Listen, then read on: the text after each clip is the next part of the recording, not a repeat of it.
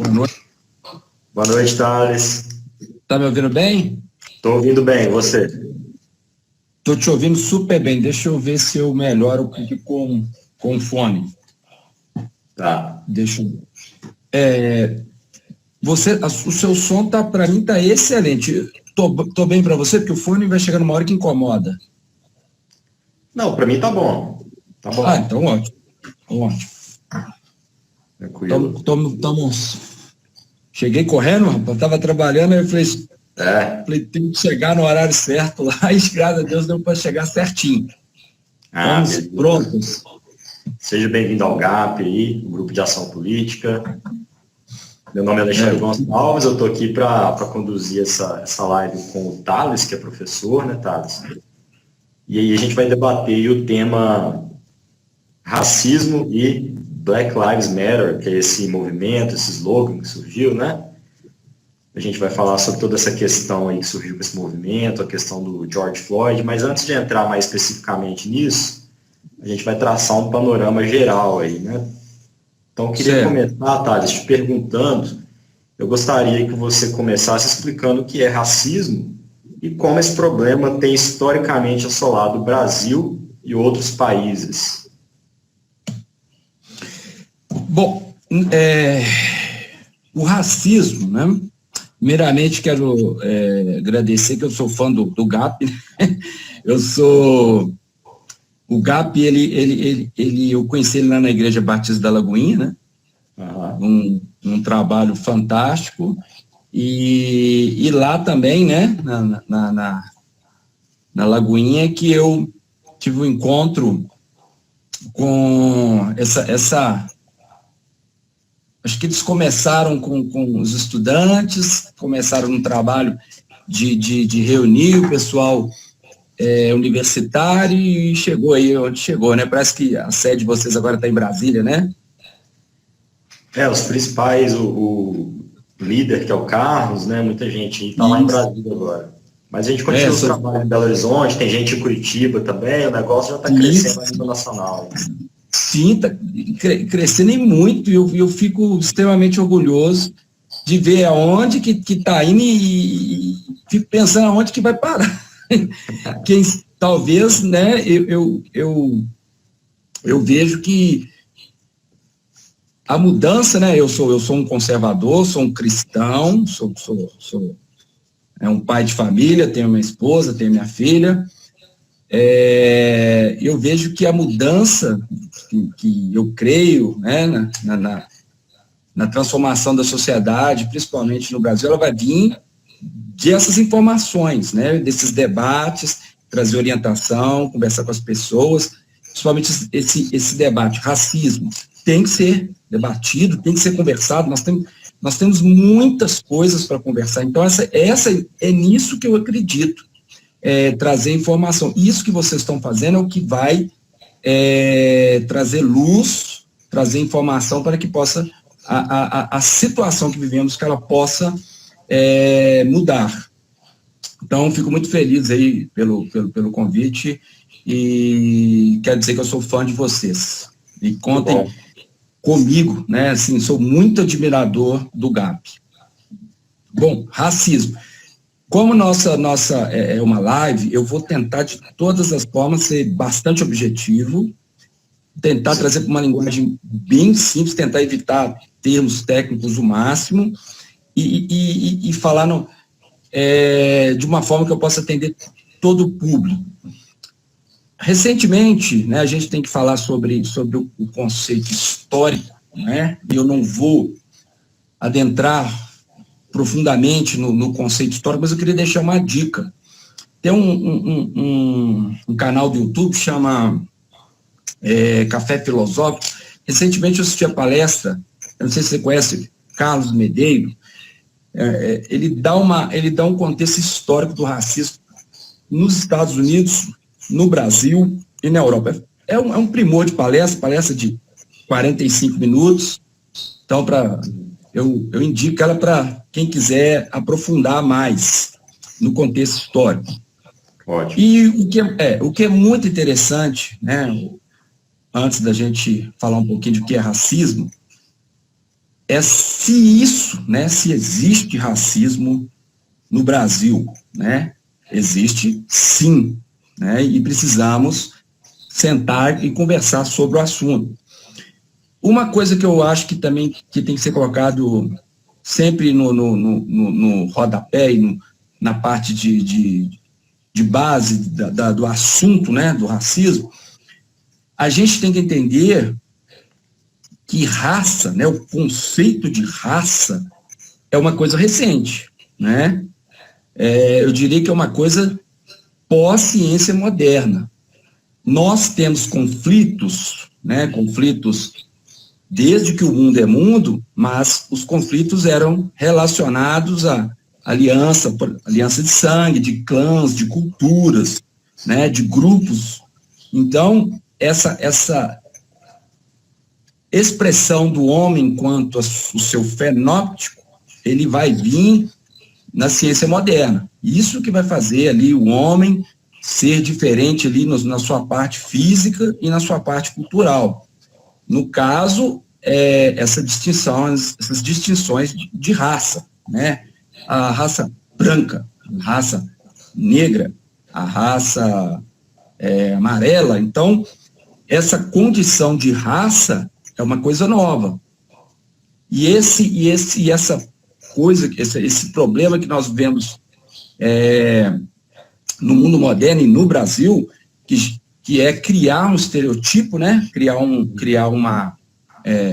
uma pré-informação, um preconceito, e você agir de acordo com esses preconceitos em cima de uma determinada raça, isso que vale para a branca, para a negra, isso é um problema gravíssimo, e essa relação de preconceito, e principalmente, né, que está em debate aqui, o caso do negro no Brasil, ela precisa sim, né, desse debate que a gente está fazendo hoje, e entender, né, que racismo, ele dentro do contexto aqui no Brasil histórico, né, na nossa sociedade, a gente já vem aí de uma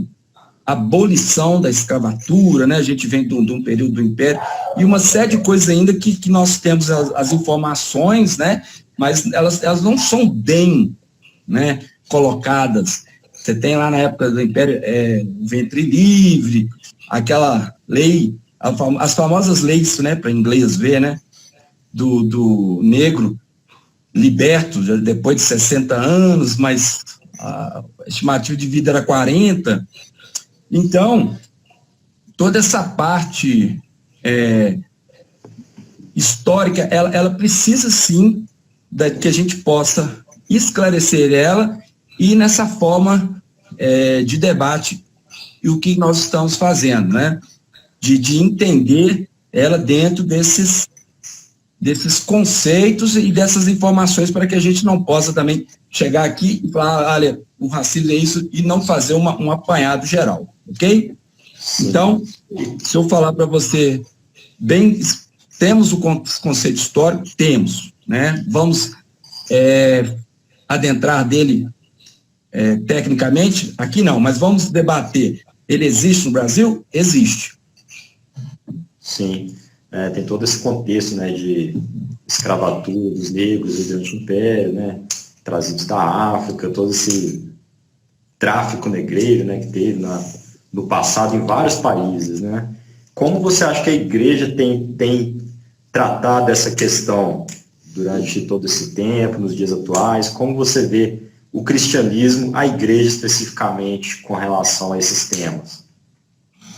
Sim, eu creio que a igreja, né, ela deveria ser mais ativa nessa área, que é uma área que ela envolve, né, ela envolve socioeconômico e cultural. A igreja, eu entendo que ela tem que ser relevante na sociedade. E eu vejo que já elas têm sido abertas para debates. Eu tenho visto que, pelo menos na área onde eu ando, tem aparecido grupos recentes para debates e para salientar, né, falar deste tema recente, né? Porque eu vi também, né, que várias vezes eu estive pesquisando e eu vi alguns artigos que eu li, onde que foi associado o racismo, sim, a uma relação com a igreja, e isso não é verdade, né? O racismo não é filho da igreja, o racismo não é filho da religião, né? O racismo, ele realmente, se fosse colocar um filho, é a ciência moderna, né? A igreja, essa cultura judaica, cristã, né? A católica tem muitos santos negros, né? A igreja ficou calada um tempo, né? Ela não entrou nesse debate. Aqui no Brasil ficou meio, as pessoas meio que falaram assim, é um assunto difícil de debater, né? Ficaram meio caladas. Eu acho que durante um tempo foi omissa, mas hoje tem despertado pontos para serem debatidos, né? Porque existe, né, essa segregação no Brasil, não muito presente nos cultos. Nos cultos, você não vê isso no Brasil, mas na sociedade, sim. E a igreja, ela deveria se envolver mais e participar mais dessas causas. Sim, certamente. A gente vê que, principalmente com o movimento protestante, né, na Europa, na verdade, nós vemos que, na verdade, muitos cristãos foram importantes até para esse movimento de libertação dos escravos, né? Tem a história do William Wilberforce, da Inglaterra. Vou tomar uma água aqui. William Wilberforce, tem até um filme, né, muito bom, que mostra essa história, né, na Inglaterra, essa luta contra a escravatura. Bom, indo para esse tema aí, a gente viu há um mês atrás, exatamente, né, dia 25 de maio, teve essa história aí do George Floyd, que foi assim, né, uma cena terrível, né, um assassinato agressiva demais. Uma coisa assim, a gente via na televisão, dá vontade de mudar de canal, uma coisa que é realmente difícil de ver, né? E aí a gente viu todo esse movimento que surgiu ao redor do mundo, começou lá nos Estados Unidos e foi se espalhando em outros países, em outras cidades. E aí eu queria que você falasse, né, essa relação, né, se esse movimento, né, que carrega esse slogan, Black Lives Matter, se ele realmente representa uma luta contra o racismo, se existe alguma coisa ideológica no meio, como você vê esse movimento todo? Tá, é um movimento extremamente financiado, extremamente político, e para eu falar dele, é preciso que a gente entenda o seguinte, nós estamos, né, em 2020, tá? Mas nós estamos vivendo, né, um período de uma guerra cultural, uma guerra muito intensa no campo das ideias, tá? Sim. Então, o que acontece? Nós temos hoje uma relação de vários jovens, principalmente no Brasil, defendendo uma quantidade enorme, né, de bandeiras, de casos, e que 99% desses jovens, quando você vai para questionar de onde vem a ideia, né, o que ele acredita, de onde vem a sua cosmovisão, ele não sabe. Então, nós temos uma guerra, uma transformação, onde há uma tentativa dentro desse conceito político, né, que é uma revolução cultural, onde você tem que, a todo custo, tirar, né, trazer para a imanência aquilo que é transcendente. O que é isso? Tudo aquilo que está no mundo espiritual, né, aquilo que está no mundo metafísico, ou seja, nós somos cristãos.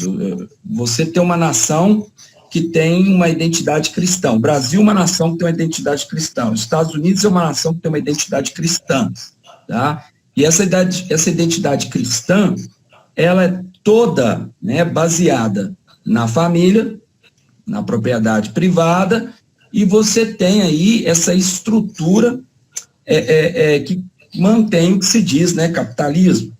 Então, você tem uma guerra cultural, onde que você tem o marxismo, né, isso vem desde 1917. Vamos trabalhar com pontos mais fáceis de achar na história. 1900, ali, a Revolução Russa. Aí você tem aí uma ideia, né? Você tem aí, principalmente no pós-Segunda Guerra Mundial, você tem o mundo dividido. Quem não lembra, né, da Guerra Fria? Então, existe uma guerra cultural, uma guerra de ideologias, tá? Muito, muito forte. E lá no início, todo mundo, né, sabe que o idealista desse comunismo, desse socialismo, é Marx. E Marx, ele cria nessa luta de classes, né? E quem era essa classe? Era a classe proletariada. O que aconteceu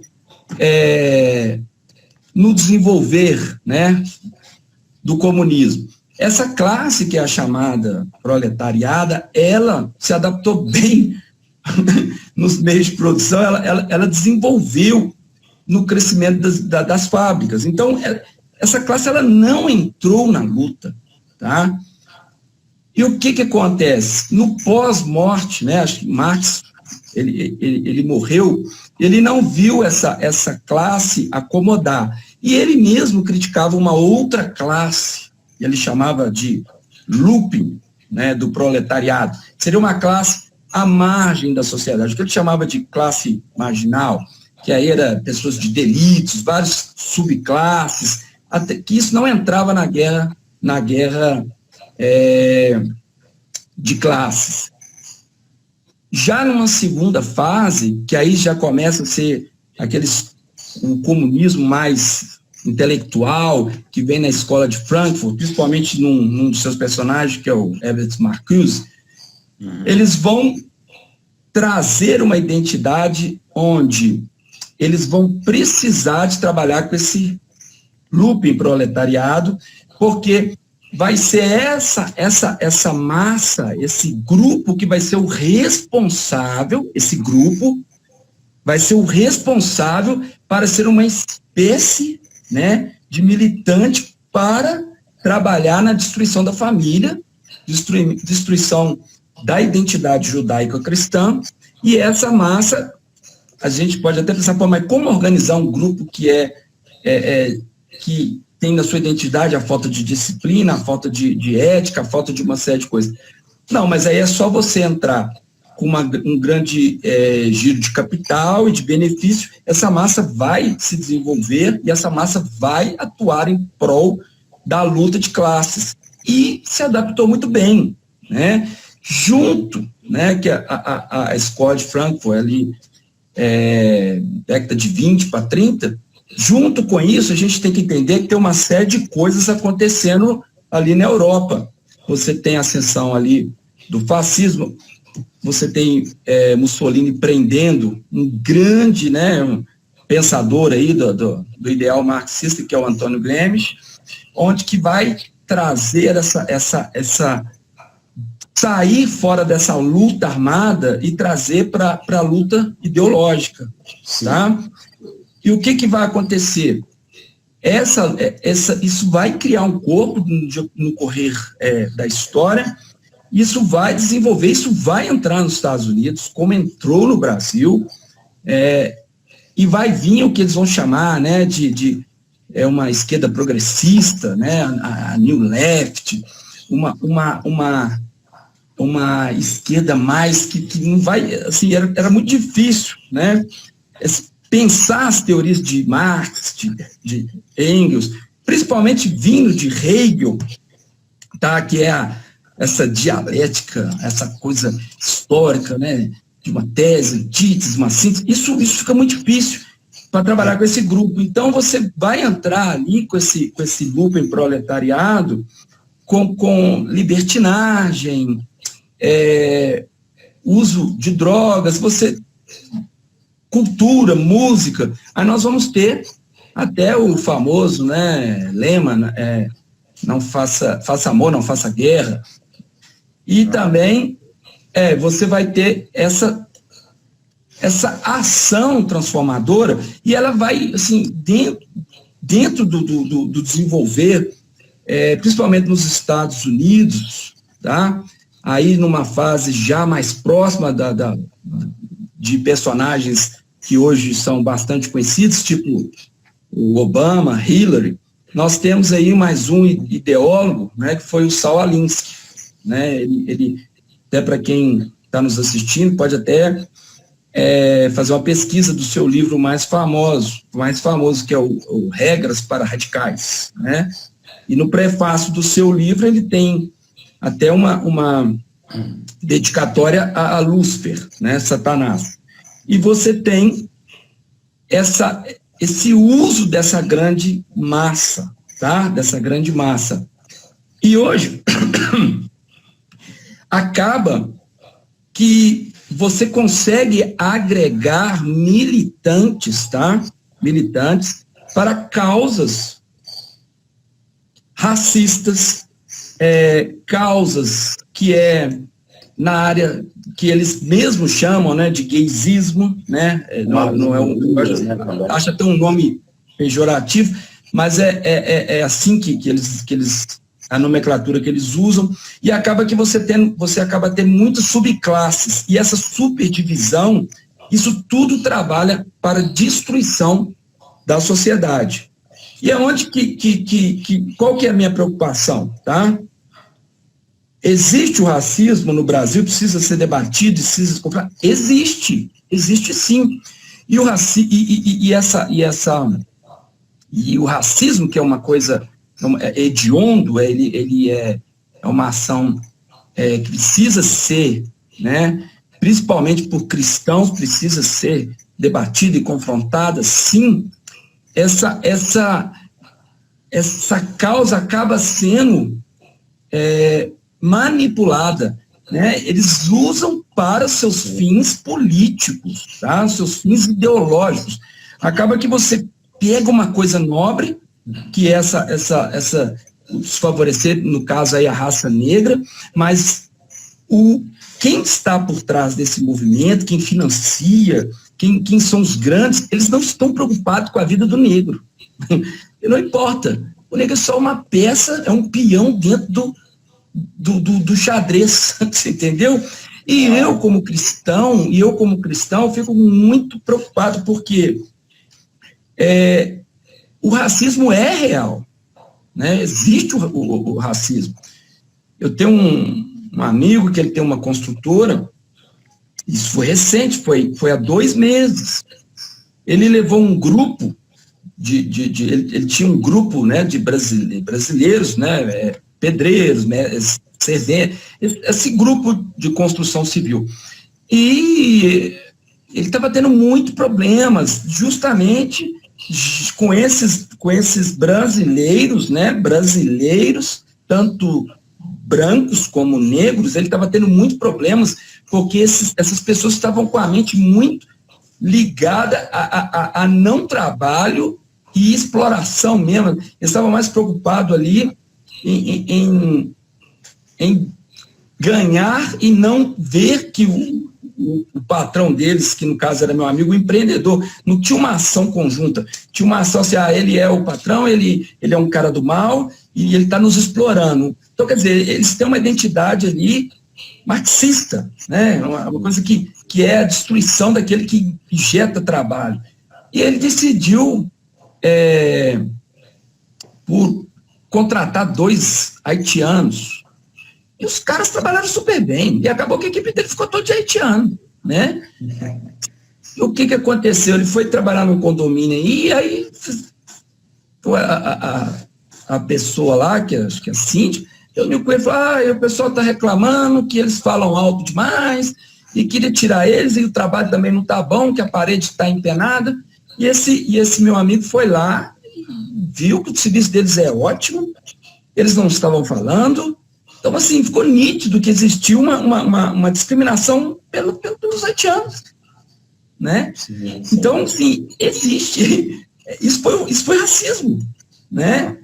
Feio, horroroso, isso precisa ser debatido, precisa ter leis que visam defender, né? Tanto o imigrante como o grupo, sua cor, sua raça, mas não pode também pegar isso e colocar num pacote, né, onde você pega e transforma uma ação para destruição de outra. Então, quer dizer, a causa dos negros acabam sendo o negro que está sendo perseguido, e ele quer lutar contra essa discriminação, ele acaba sendo usado, pior ainda, porque é usado de uma forma sem perceber, entendeu? Sim, como você disse, Thales, assim, é uma causa nobre, né? É uma causa nobre que vem ao longo de séculos, né, de histórico de escravidão, etc., históricos terríveis lá nos Estados Unidos mesmo, né, de negros contra brancos, e aí acontece aquele episódio lamentável. E aí o que nós vemos, né, é que alguns grupos se apropriaram dessa causa, até com outras bandeiras no meio, né, de anarquia, contra o fascismo, etc., outras bandeiras, assim, no meio dessa causa, com quebradeira, destruindo o patrimônio público, né, coisas que não convêm. Então, assim, o movimento em si, né, a causa, vamos dizer assim, ela é extremamente digna e precisa ser debatida. Inclusive, né, muitos negros estão utilizando esses slogans, são pessoas que não têm maldade, eles nem sabem a origem disso, né? Então, eles estão apenas lutando pela causa deles, muitas vezes, né? E usando esse slogan, né, que foi colocado. Agora, uma outra questão também, que foi tema, né, dessas manifestações, é a violência policial, né? Então, não só o racismo, mas a ação da polícia, né? Então, assim, a gente vê que nos Estados Unidos tem se repetido algumas vezes. Aqui no Brasil, a gente já viu casos também de abuso, né? A gente sabe que a polícia tem a força, né? Ela detém ali, né, pela força do Estado, né, esse direito de usar a força bruta, a força da violência, e deve usar quando necessário, né? Mas a gente vê que tem acontecido alguns excessos também, até que no Brasil eu vi essa semana alguns casos, né, onde estavam batendo alguns jovens na favela e tal, e que houve excessos. O que você acha dessa questão também, né, desses excessos policiais? Como a causa do problema, a gente tem sempre que vir ali no ovo da serpente, né, que essa é a apropriação, né, das pessoas, até das suas ideias, das suas convicções, que como esse movimento, ele teve seu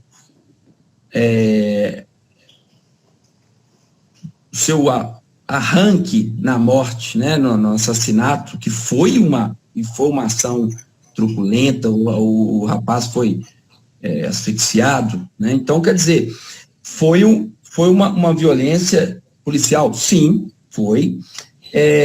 Mas aí, quando a gente tem uma sociedade, um grupo que já foi educado culturalmente, que foi direcionado para essa ação, onde ele tem uma dificuldade de transitar entre o significado e o referente, acaba a gente destruindo como eu disse, a verdadeira necessidade de combater o racismo.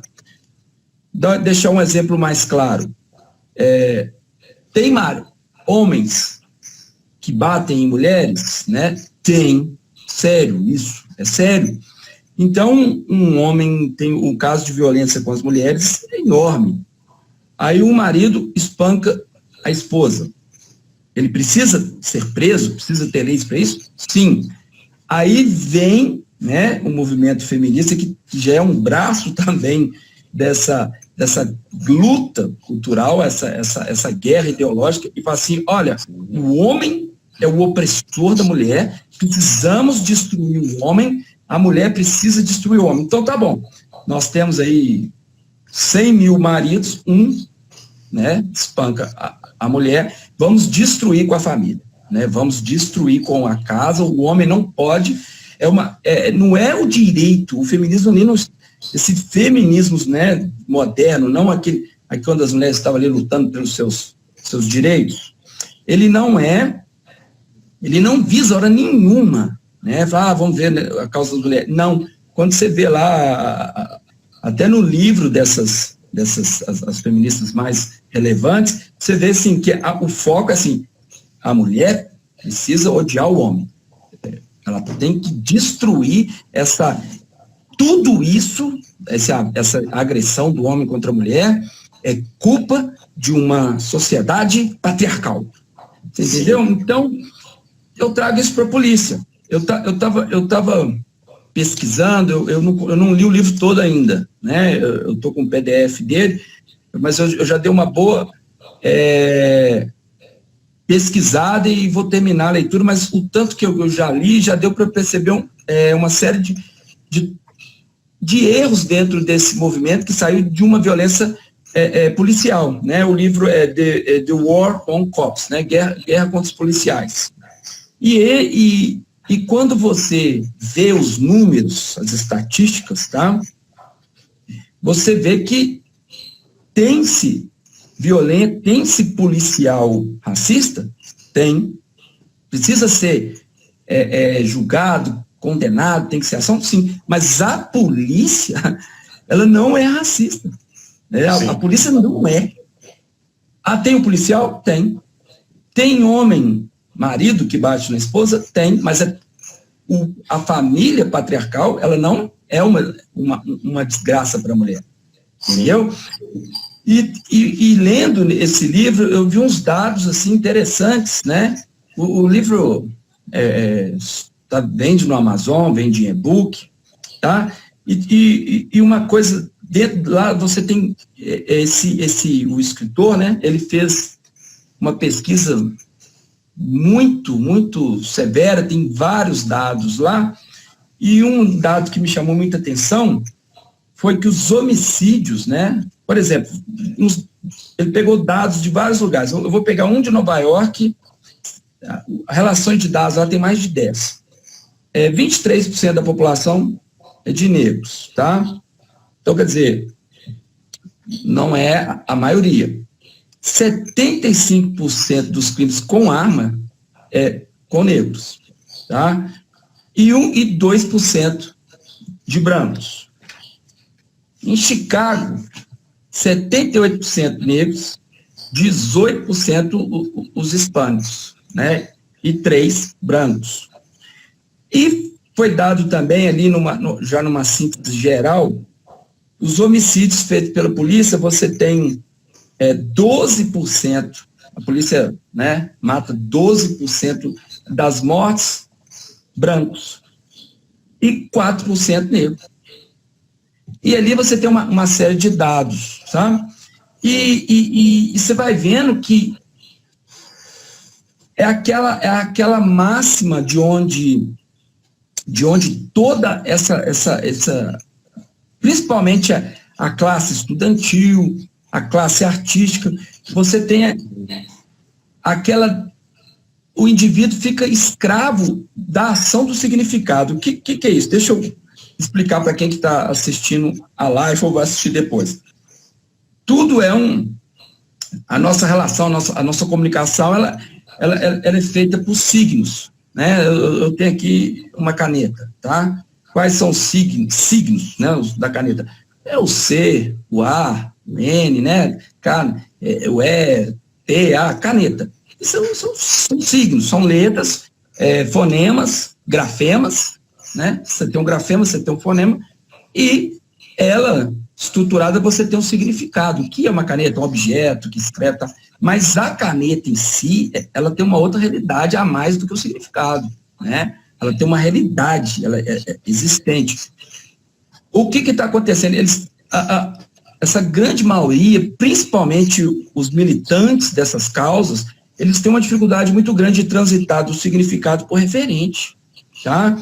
Então, você pega muito do que você ouve quando você está ali limitado só ao significado, palavras de ordem, palavras que seria chamadas palavras gatilho, elas incitam a massa, e a massa que tem dificuldade de absorver o referente, ela vai estar submissa a 3 coisas terríveis, que é o relativismo, não existe uma verdade absoluta, o ceticismo e a ineficiência de um conceito verdadeiro da realidade. E ele vai replicando dentro disso.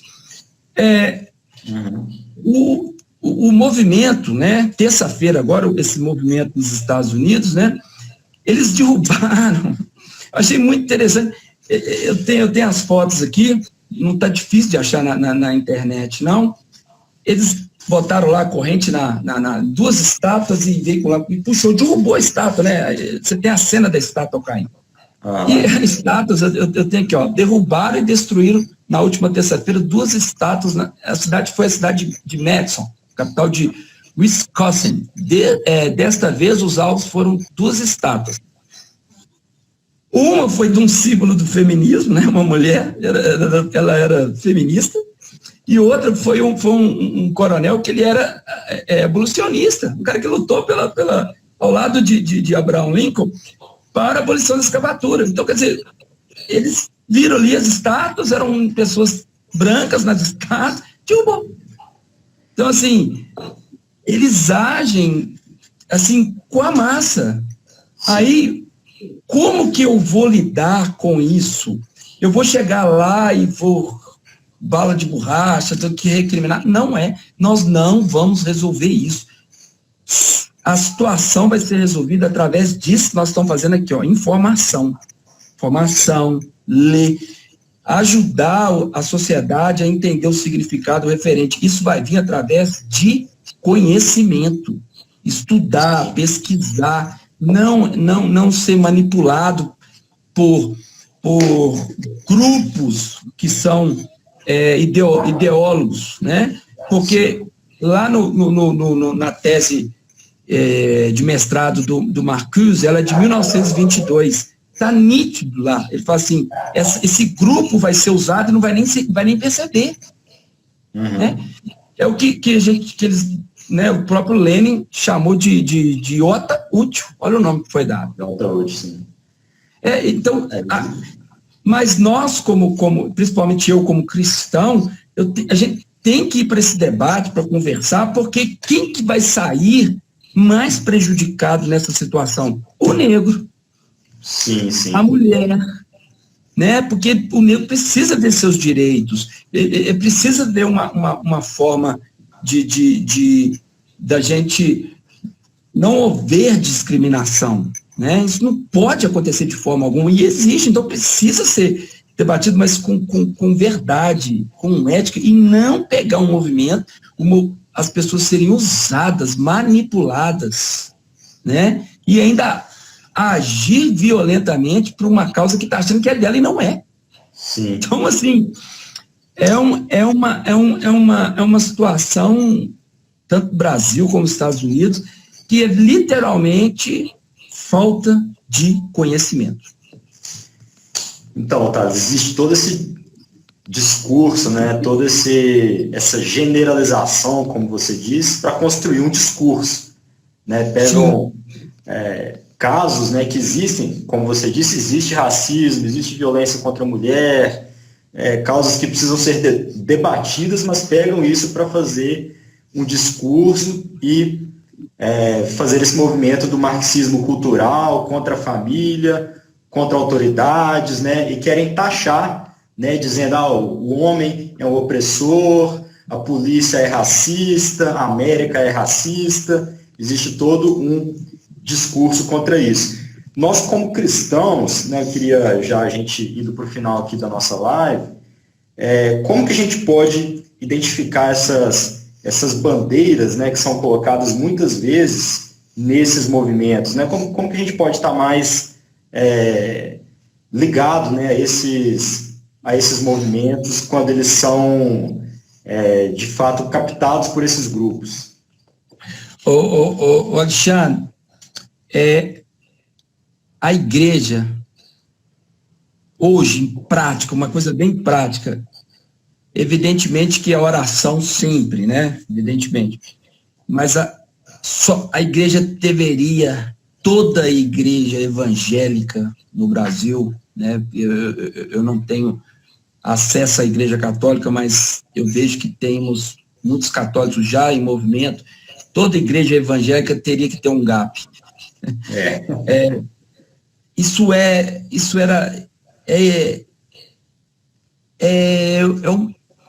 Está escancarado a deficiência atual da igreja evangélica, porque todas deveriam ter um GAP, todas. Só tem um jeito da escuridão sair, luz, e a luz, ela advém do conhecimento. Sim.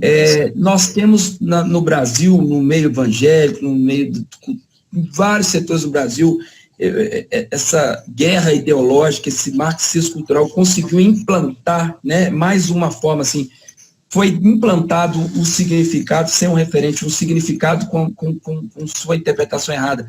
Quando a pessoa fala intelectual, quando a pessoa fala estudar, cultural, a pessoa já é vista com preconceito, né? O cara é intelectual, a pessoa já olha para ele, estudar, o brasileiro não quer estudar, mas ele não tem culpa disso, isso foi planejado, né? A revolução cultural no Brasil, a tomada das escolas, a tomada dos meios de comunicação, a tomada das instituições, foi tudo programado, né? Então você tem um grupo que não consegue raciocinar. E nós, como igreja, nós precisamos trazer para o debate, para a conversa, esclarecer, trazer isso que vocês estão fazendo, não sei, o caso, isso tem que aumentar cada vez mais. Eu só vejo solução a longo prazo através de ações como essa. Aparecer mais pessoas que são conservadoras e saber o que é conservador. Né? E tomar coragem, falar, olha, o fulano já apareceu a cara ali, o fulano apareceu a cara ali. Deixar de ser isento, procurarem, eu não entendo, estuda, procura, traz informação, e não para uma luta, né, um debate para agredir uns aos outros, trazer para a pessoa informação. O indivíduo, né, o ser humano, o cidadão, ele tem direito de ter a ideologia que ele quiser, Alexandre. Se o cara falar assim, olha, eu não gosto da família, eu não acredito em Deus, isso não me interessa, eu quero isso. Aí, se ele tem essa ideia, se ele sabe de onde isso vem, que ele seja respeitado. Mas eu pergunto, será que essa grande maioria sabe o que está fazendo? Olha para você ver, o grupo derrubou, né, a massa, eram muitas pessoas, derrubaram 2 estátuas, que eram pessoas no passado que trabalharam em prol da causa deles. Então, assim, eram os estátuas da história. Será que esses antifas, né, essa turma, esse pessoal que está na rua, esse jovem, né, esse menino de 15, 16 anos que chega para o pai dele, o governo é fascista, o povo é isso, é racista, é nazista. Será que ele sabe o que é? Será que ele sabe que será que isso é contra o ideal originário dele, né? De onde ele veio, de onde que ele formou, quem foi que botou ele na escola? Então, eu vejo assim que nós temos que trazer informação, porque a maioria dessas pessoas que estão nessas causas, né, tanto dos Antifas quanto do Black Lives, eles não sabem o que estão fazendo. Exatamente. Quero trazer aí o Carlos, que é o líder do GAP, colocou aí o filme, Jornada pela Liberdade, a história do William Wilberforce. Ótimo filme, hein? Uma recomendação. Ótimo. A gente tem aí mais uns 6 minutos. Eu vou só colocar uma pergunta que foi feita aqui pelo Washington, Portugal, que tem um pouco a ver com esse tema, né? O que você acha sobre cotas de negros em pós-graduação em universidades públicas? Outro tema polêmico aí. Aí eu penso numa reconstrução do ensino no Brasil, mas não vai ser feito agora, né? Não vai ser feito agora. O Brasil, ele investe todo o potencial no ensino superior, né? E o ensino de base, ele está destruído, né? Então, eu seria a favor, né, inverter essa pirâmide. E eu sou a favor dessas cotas, elas serem estudadas verdadeiramente no âmbito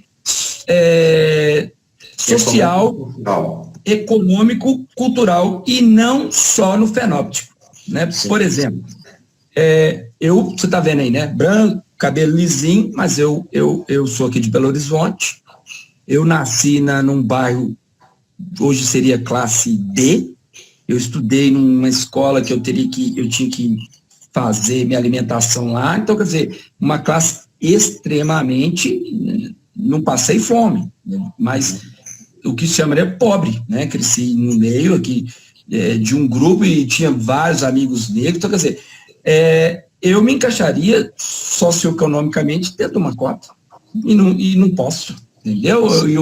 E o caso de irmãos que pai negro e mãe branca, e o irmão recebe mais gente de outro e fica branco, e o outro fica mais moreninho. Aí chega lá, o cara recebe a cota. Falou, o meu irmão também quer. Não, ele não pode, ele é branco.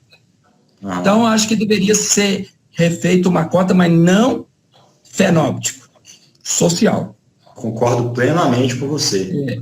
Porque a pessoa que nasceu pobre, a pessoa que é pobre verdadeiramente, principalmente nesse país que fez uma desigualdade muito grande, preciso ser uma análise e uma ajuda, eu acho válido, né? Agora, o indivíduo só vai receber ajuda se ele for negro.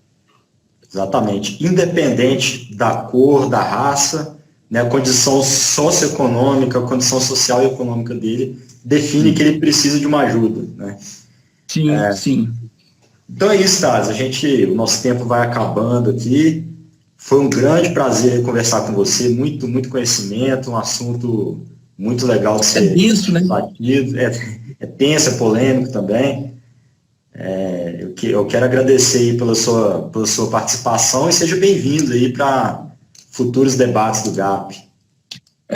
O que eu peço a Deus é que esse GAP multiplique, que pessoas mais jovens sigam o caminho do Alexandre, do Carlos, que as pessoas, em vez de ter milhões de seguidores, de pessoas assim que são totalmente fora da realidade, que vocês que os jovens vejam vocês mais do que jogador de futebol, do que artista.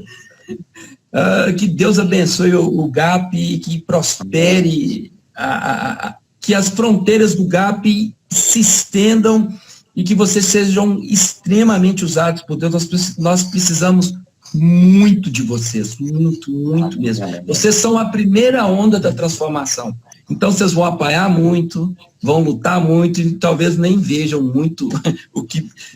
Lá no futuro, outros vão colher o que vocês estão plantando agora. Amém, recebemos. Obrigado aí.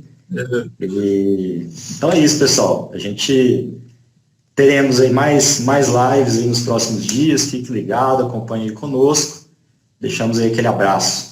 Tchau, tchau. Abraço, Thales. Um prazer ver vocês. Prazer. Tchau.